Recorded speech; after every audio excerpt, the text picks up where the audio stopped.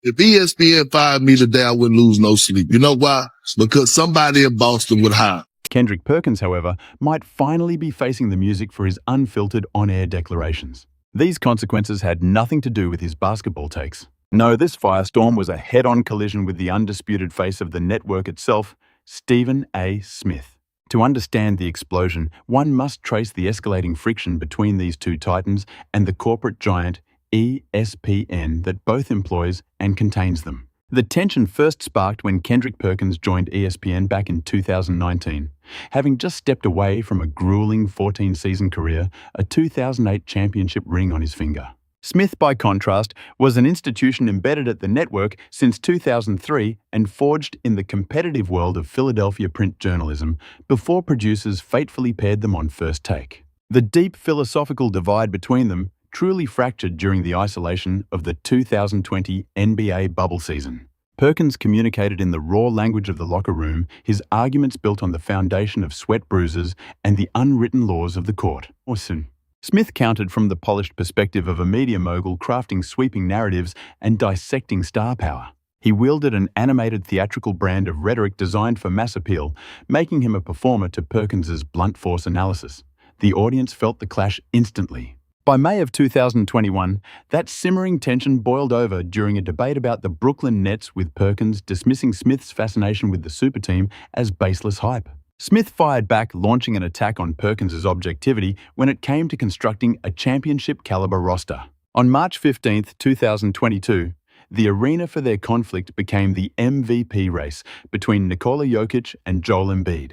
As Perkins was making his case for Embiid, Smith sliced through his argument, cutting him off mid-thought. A frustrated Perkins took to social media, tweeting a sharp demand that he be allowed to finish his point next time. Smith simply retweeted his colleague with a laughing emoji, a digital dismissal that ended the argument before it could escalate right up until June 1, 2023, on the cusp of the NBA Finals. Perkins openly questioned if the Denver Nuggets truly had the killer instinct required to defeat the Miami Heat. Smith's volume instantly spiked, but Perkins leaned into the confrontation with a smile, challenging him. "Stephen A., you are yelling because deep down you know I'm right." Without missing a beat, Smith retorted, "No, Perk, I am yelling because once again you are dead wrong." The network, seeing ratings gold, immediately clipped the fiery moment and spun it into promotional material. Later, when the dust settled on Smith's own podcast, the two shared a laugh with Smith, offering a rare look behind the curtain. "We push each other to be better men and better analysts," he stated. "But in their world, peace is always fleeting." In February 2024, Perkins cast doubt on LeBron James's behind-the-scenes influence on coaching hires, while Smith immediately leaped to the Kings' defense. Perkins then hit a nerve, accusing Smith directly, "Stephen A., you are too close to LeBron." Smith shot back with the full weight of his career. "I have been covering this league longer than you have been retired. Do not dare question my objectivity." The host, Molly Kerem, was forced to step in and play mediator as the online audience on Platform X fractured into opposing sides.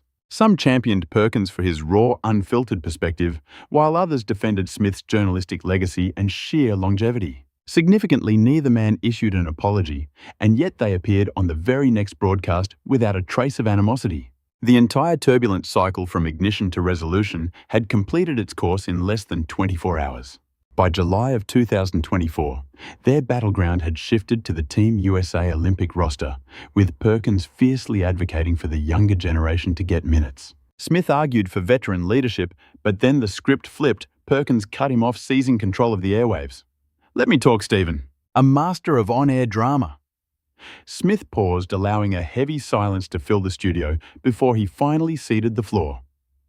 "All right, Perk, enlighten us." That singular, powerful moment of reversed dynamics collected over 500,000 views on YouTube and set the stage for January 20th, 2025, when the MVP debate raged once more. Perkins elevated Shai Gilgeous-Alexander above Jokic, causing Smith to shake his head and warn, "Perk, your takes are drifting into the wilderness." Perkins snapped back, "At least I played the game. You're just talking." A cold silence descended until Smith broke it.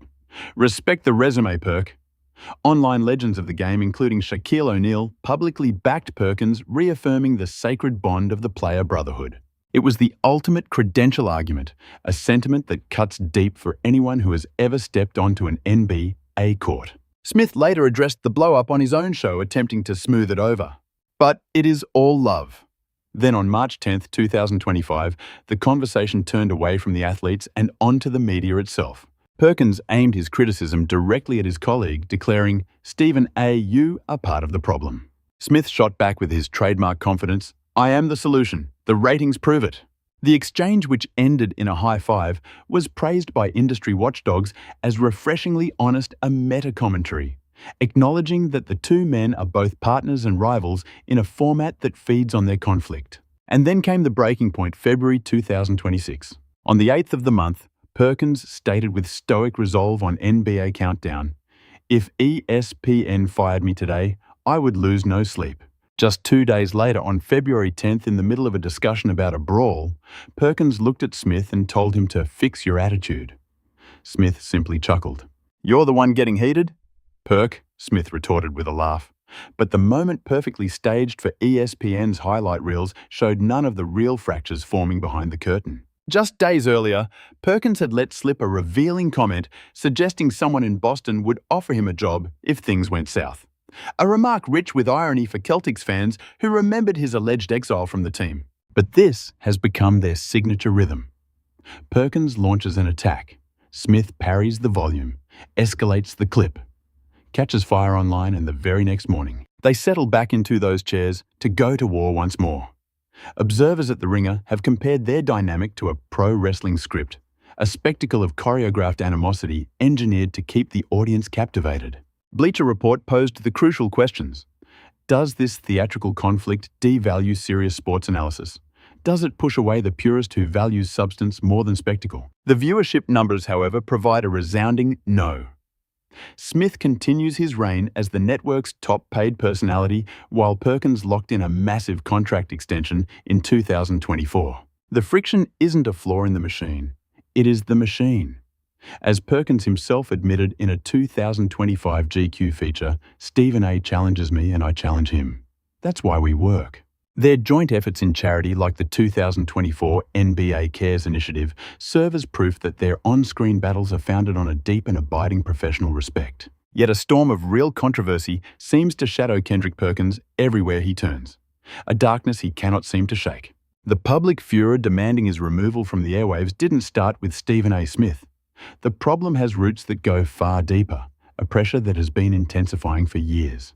It's a tempest fed by a constant torrent of incendiary rhetoric and ethically questionable business ventures, punctuated by on-air moments that made viewers physically recoil in discomfort.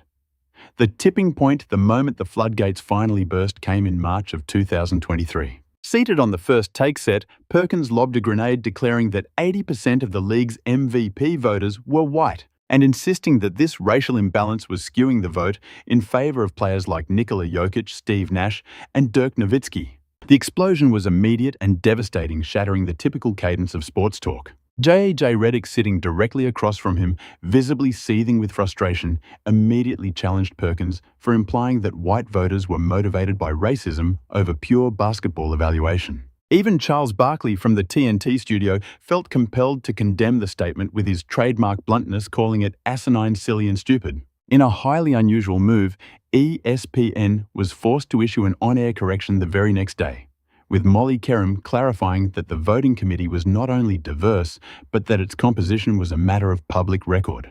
It was a moment of deep public humiliation that stained not just Perkins's credibility, but the integrity of the network that had broadcast the unchecked falsehood. That single on-air clash ignited a social media inferno, a conflagration of criticism that still smolders in the threads of Reddit's NBA forums to this day. Discussion boards erupted as fans blasted the comments as journalistic malpractice, their voices forming a growing tidal wave of demands for his permanent removal from television. The situation worsened in October of 2024 when ESPN's own investigative team reported on Nilly. The company, which Perkins had launched with Wall Street veteran Chris Riccardi, had a simple business model: offer young athletes instant cash from $25,000 to six figures in exchange for 10 to 50% of their future name, image, and likeness revenue for up to 7 years. Financial analysts like Michael Huddleston Jr. and Chris Peterson absolutely dismantled the concept, branding it as predatory and drawing direct comparisons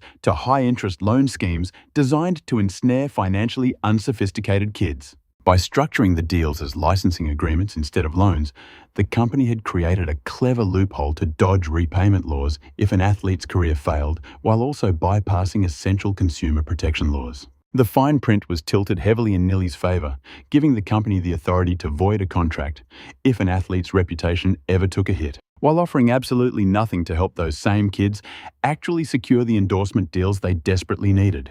The condemnation on X was swift and merciless, with fans arguing that anyone profiting from predatory deals with children had forfeited their right to have an opinion on amateur sports. Reddit users echoed the same fury, labeling the company unethical and demanding that ESPN cut its ties with Perkins to safeguard its own brand. Still, the awkward, cringe-inducing on-air moments continued to stack up one after another. Then in October of 2025, Perkins made a deeply uncomfortable comment to Elle Duncan on SportsCenter after she made a light-hearted pun on his name, saying, "One of the perks."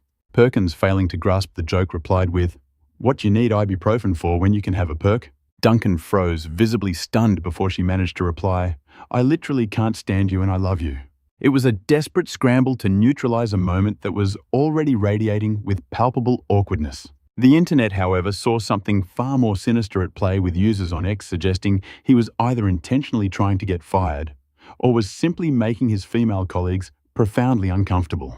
Calls for his suspension intensified, while Reddit threads escalated the charge to televised harassment, turning the demand for his firing into a deafening roar. Although Duncan later posted on X that Perkins was her favorite colleague, and it was just their regular banter, the public narrative had already set in stone. And then, in early 2026, came the comparison that sent the entire internet into a state of collective disbelief. On NBA Today, Perkins had the audacity to draw a parallel between himself and Victor Wembanyama, the 7'4" French phenomenon who is currently rewriting the very rules of basketball.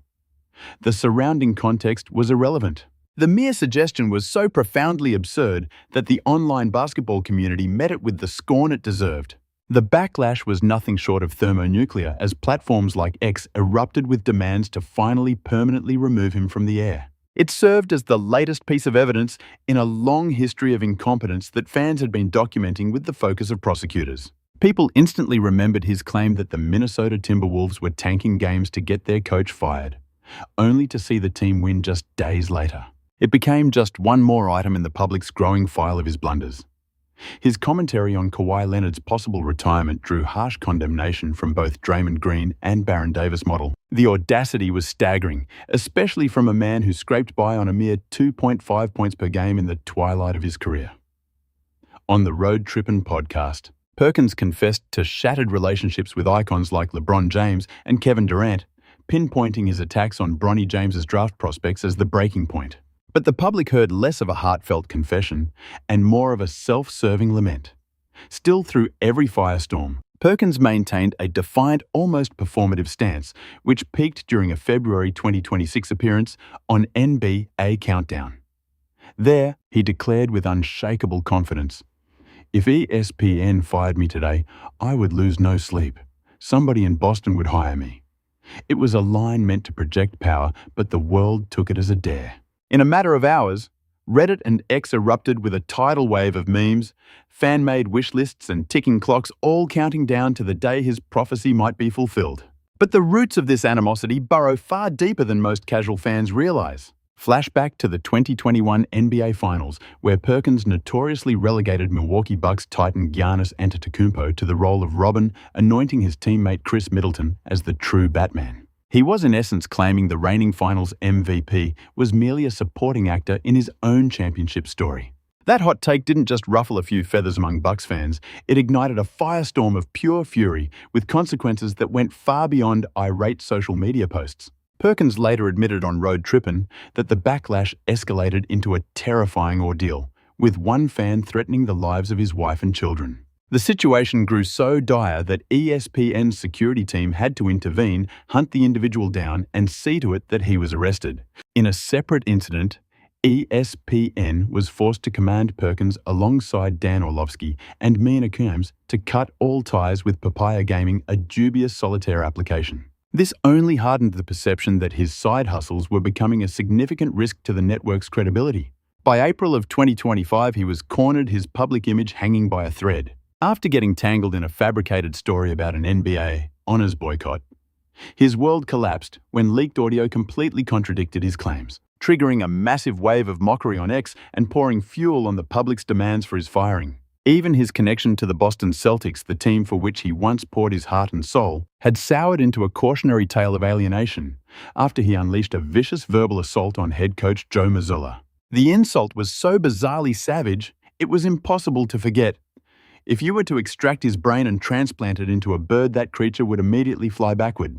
Following that, reports emerged that Perkins was persona non grata, barred from the 2024 championship parade and the Sacred Ring ceremony in 2025. The entire basketball world seemed to be turning on him, and this judgment wasn't just coming from anonymous trolls in the dark corners of the internet. The criticism rained down from the very summit of the sport, delivered by Hall of Fame legends, modern-day giants of the game, and men who understood the weight of a championship ring. These were icons whose careers dwarfed his own. They were individuals whose words carried the undeniable authority of proven greatness. What unfolded was a slow, methodical takedown of Perkins's credibility as a voice in the sport. It was a public dismantling carried out without an ounce of pity, and Charles Barkley proved to be an opponent who was absolutely relentless. In March 2025, after Perkins declared on NBA Today that the Los Angeles Lakers were the league's saviors, Barkley erupted on Inside the NBA. "I watched a foolish idiot on television claiming the Lakers saved the league," he roared. "He is a fool and an idiot, but at least he is aware of exactly who he is." As Shaquille O'Neal howled with laughter next to him, Barkley eviscerated ESPN's bias toward big market teams, championing Cleveland and Oklahoma City as the season's genuine, unblemished success stories. Perkins, who never shies away from a fight, fired back on X with his usual aggressive flair. "Hey, NBA on TNT might want to inform that senior citizen Charles Barkley that I will be right there whenever he wants to see a fool or an idiot in the flesh. Make sure he keeps that exact same energy." The tension was thick, deeply personal, and built on years of simmering resentment.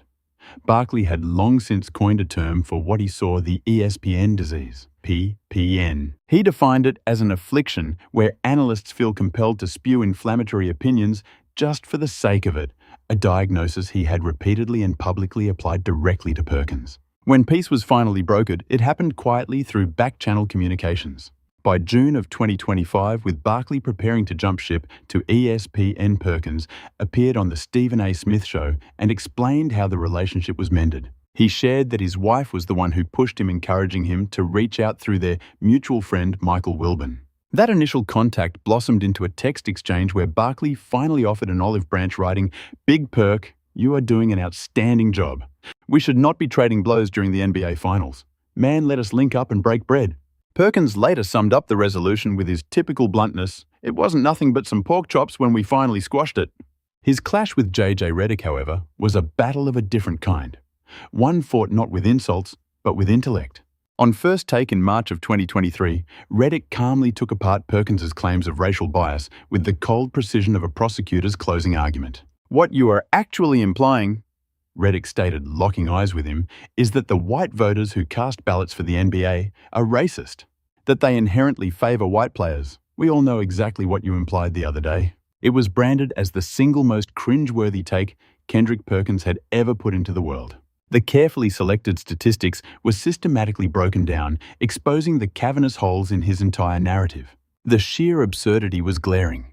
How could a block of supposedly racist voters overwhelmingly favor black athletes, save for a few rare exceptions? The question answered itself. That single exchange marked a rare instance where Perkins wasn't just debated, he was intellectually dismantled. Yet it was Draymond Green's war against Perkins that proved to be the most raw, the most venomous, and by a wide margin, the most personal. In the scorching heat of the NBA Finals in June of 2022, Green let a racial slur fly on his podcast, only to offer a later apology laced with defiance. He claimed he just as easily could have called him a clown, doubling down on the sentiment behind his words. Perkins shot back with a 2-minute video, his entire being simmering with a tightly coiled rage. He questioned Green's priorities, asking what could possibly be wrong with him. With a 4th championship ring secured, why was he even wasting a breath thinking about Kendrick Perkins? The smouldering conflict flared up again in October of 2024, after Perkins suggested Kawhi Leonard's injury history meant he should just retire. Green zeroed in on the hypocrisy with deadly precision, stating his own disbelief that a man who averaged 2.5 points a game for 3 consecutive years would say such a thing. This was a player, he pointed out, who was practically gifted roster spots by legends like LeBron James and Kevin Durant. Baron Davis then entered the fray with pure scorn. He called the comment sick, coming from someone like Perkins. He reminded him that there are levels to the game. The message was clear: if you aren't on that elite tier, you need to shut your mouth. To grasp the kind of fire-starting commentary that fuels these wars, one only has to examine Perkins's recent takedown of Steve Kerr and the Golden State Warriors dynasty. While breaking down the Jonathan Kuminga drama on his podcast, Perkins left no room for interpretation. Steve Kerr, he declared, is the problem. Period. It was a statement that was absolute, unapologetic, and impossible to tune out. He then challenged anyone to prove him wrong before he began to lay out his case piece by piece. This is the exact brand of confrontational analysis that makes Perkins a lightning rod, captivating for his audience, and a complete nightmare for the legends he puts in his crosshairs. He spoke of other organizations built for both the present and the future, drawing a stark contrast with the Warriors. He argued Golden State had completely fumbled every chance it had to cultivate its next wave of talent. The Warriors' future. In his eyes, there was no future. That kind of raw, unfiltered take, the sheer nerve to stare down a dynasty with 4 championship banners and call it a dead end, is precisely what ignited his feud with Kevin Durant. It's why LeBron James went silent, why others cut digital ties, and why a star like Ja Morant just tuned the man out completely. Then there is Stephen A. Smith, a personality who has mastered the art of weaponizing controversy. If Kendrick Perkins is just a lightning rod attracting criticism, then Stephen A. Smith is the entire storm system that creates the lightning in the first place. His career at ESPN spans over 2 decades of arrivals and exits, built on a bottomless well of inflammatory takes that are not accidents, but the product of a calculated gladiator-style performance that has made him the highest-paid talking head in sports media and simultaneously the most polarizing figure in American television. The moment that truly defined his controversial path forward, casting a long and ominous shadow, arrived in 2014.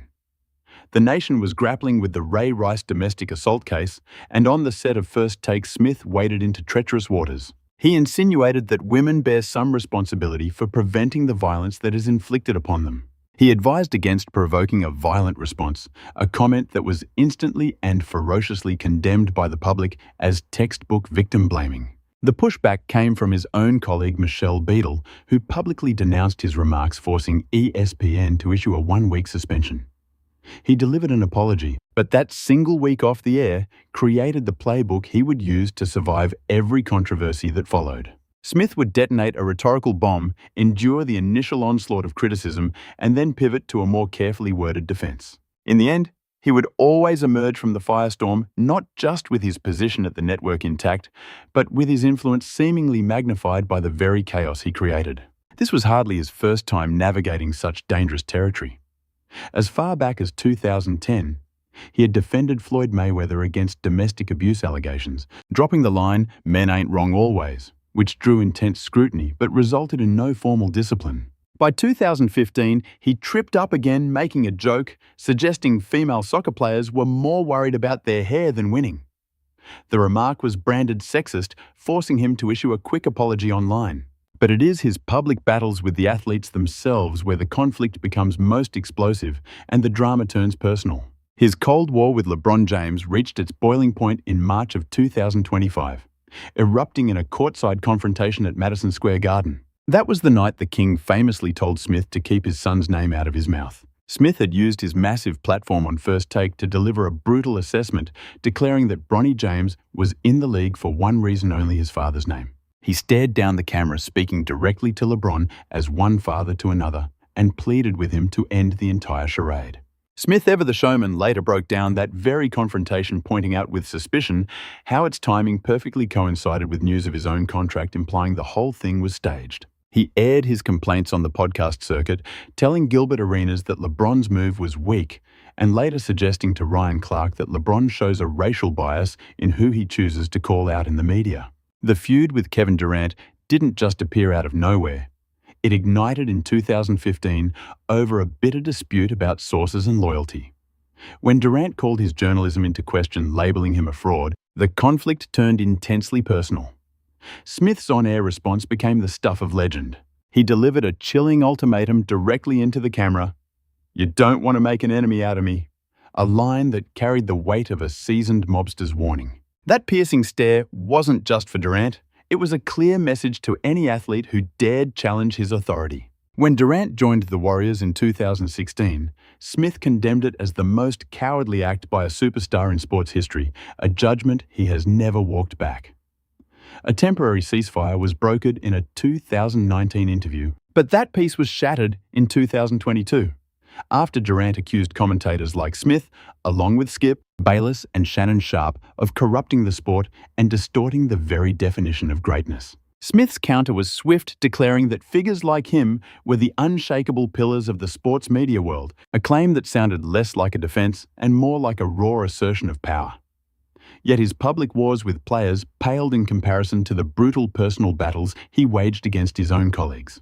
In early 2024, Smith went scorched earth, dedicating a blistering 45-minute sermon to demolishing Jason Whitlock for questioning his salary and accusing him of selling out his own people. He confessed to giving a heads up to both ESPN leadership and his own pastor before he pressed record, a chilling admission that this was a calculated execution, not a spontaneous eruption.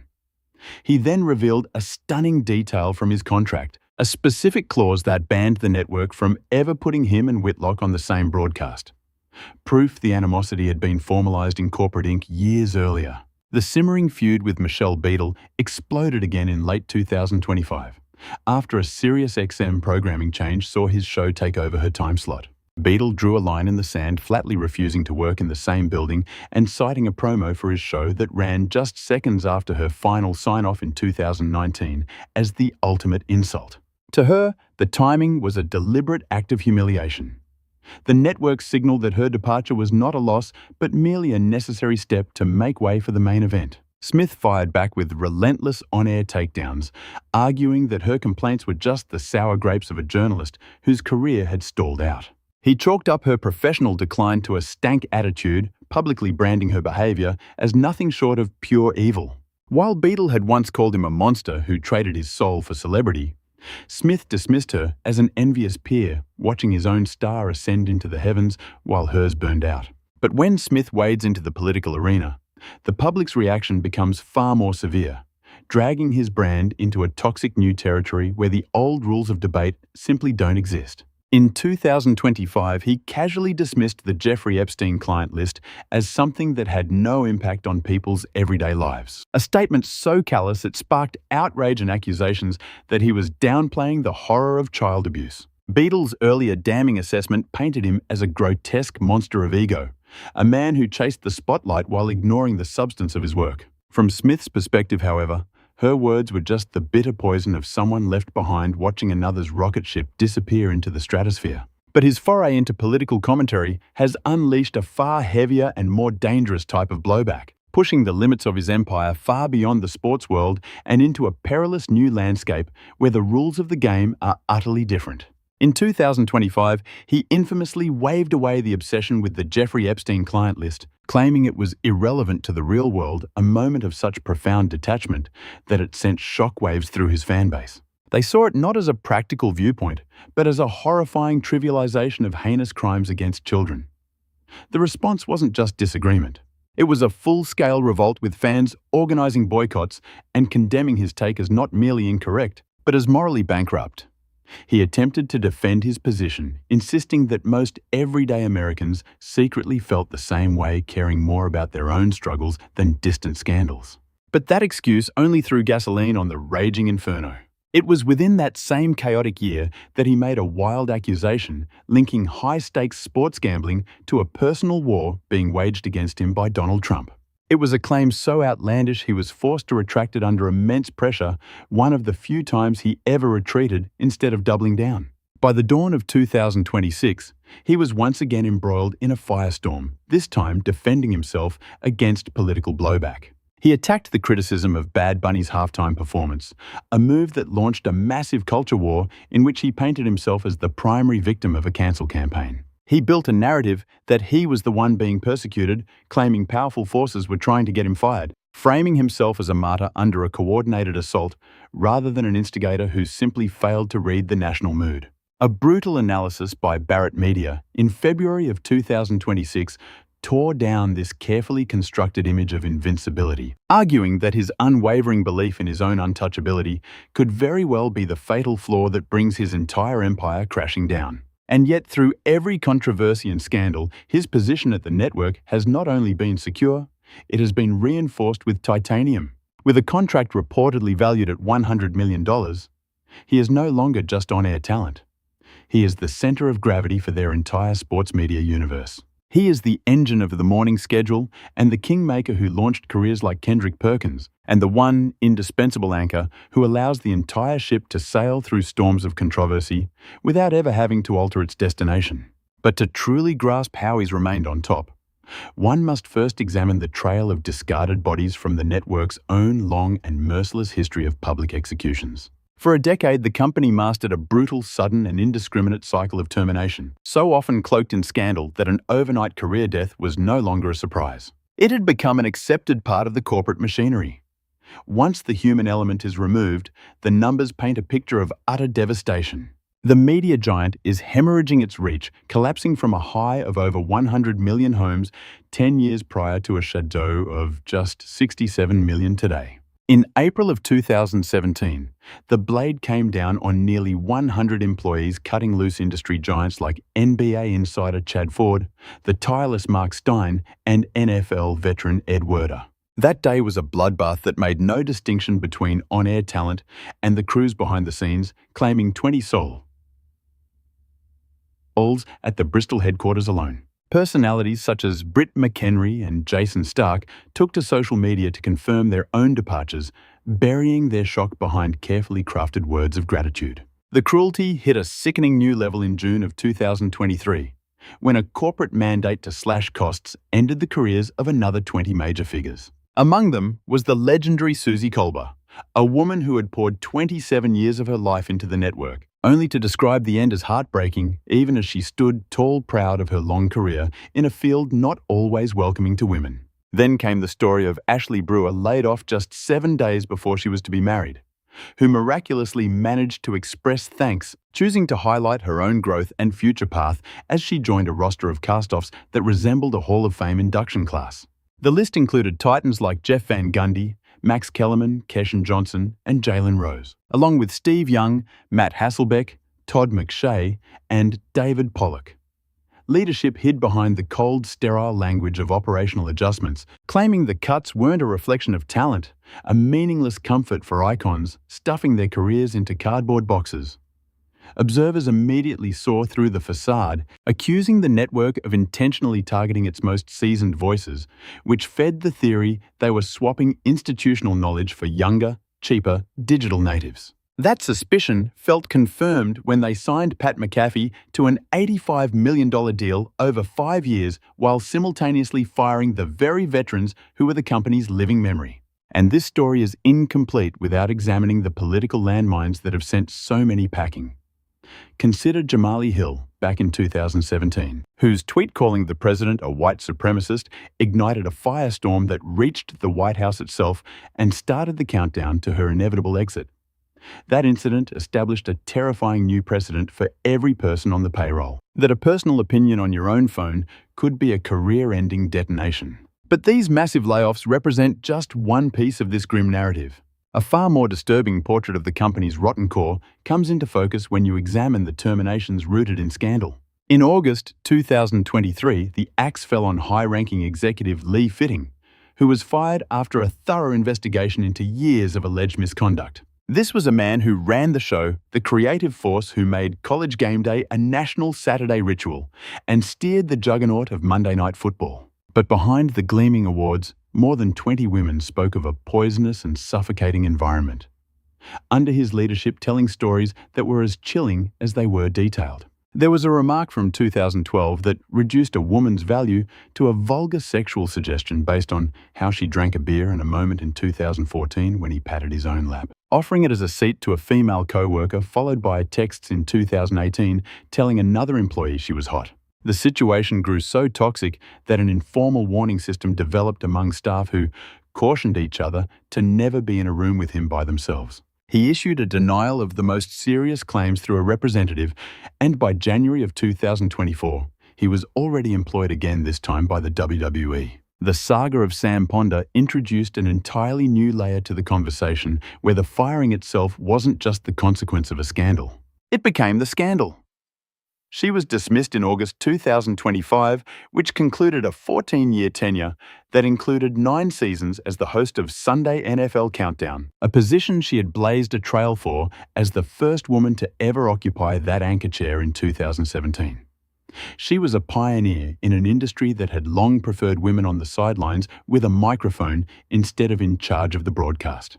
The network's official statement positioned her termination as a cold, numbers-driven decision, callously grouping her exit with the dismissals of Robert Griffin III and Todd McShett. But Samantha Ponder would not allow that sanitized version of events to be the final word, explicitly connecting her firing to her passionate and often controversial public stance on the issue of transgender athletes in women's sports. And yet, when you pull back even more layers, the scandals at the executive level point to something profoundly sick within the organization. They paint a picture of a place where moral rot was permitted to metastasize at the highest echelons of power. Look at Rob King, a top-tier executive editor-at-large and one of the last powerful figures from the John Skipper era.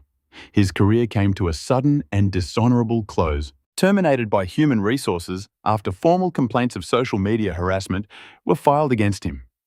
He tried to frame it as a dignified retirement after nearly 20 years with the company, but the rumors circulating through the building and insiders' leaks revealed a far uglier truth. The deafening silence from Chairman Jimmy Pitaro on the matter only fueled the rampant speculation, made worse by the ever-present shadow of John Skipper's own resignation in 2017, which involved a cocaine extortion scandal. The bloodletting rolled on into April 2025.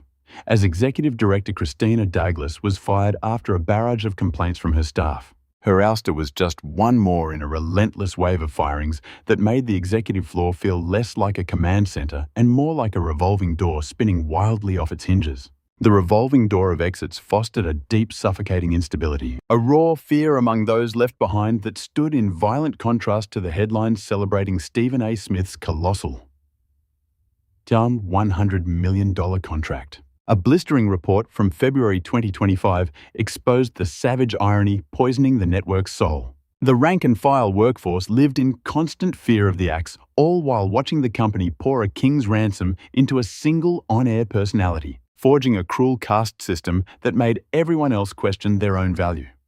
Then, the Pat McAfee experiment began. His arrival threw a volatile new chemical into a workplace culture already showing deep cracks in its foundation. Behind the curtain, veteran producers were hitting their breaking point ground, down by what they saw as McAfee's runaway ego and prima donna demands. It was more than just internal drama. It was the public humiliation of producers and executives' attacks that were met with total silence from a leadership team seemingly frozen by his star power.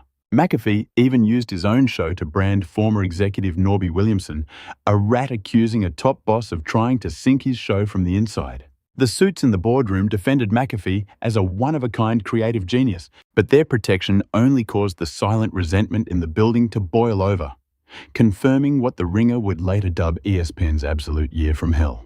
Come January 2026, the blade fell again, cutting 2 well-liked tennis commentators from the roster, which ignited fresh outrage over the sacrifice of seasoned professionals for a vague corporate shakeup that produced zero noticeable benefit. This is the brutal churning sea where Kendrick Perkins now fights to stay afloat a media empire that has hemorrhaged a full third of its viewership. It's a machine that since 2017 has chewed up and spat out hundreds of dedicated employees. a place where even senior executives get the boot for misconduct. We've watched on-air figures be shown the door for simply voicing their opinions, leaving the remaining staff caught between crippling anxiety and simmering rage. In an environment this merciless, you have to dissect the role of someone like Perkins. Here's a man who boldly put his own skills in the same sentence as Victor Wembanyama, who co-founded a firm accused of predatory financial practices and who has drawn the fury of legends only to publicly announce that he would not lose a wink of sleep over it. When he says he doesn't fear getting fired, take him at his word. Because in this vicious climate, going from broadcast star to unemployed isn't a fall, it's a single step.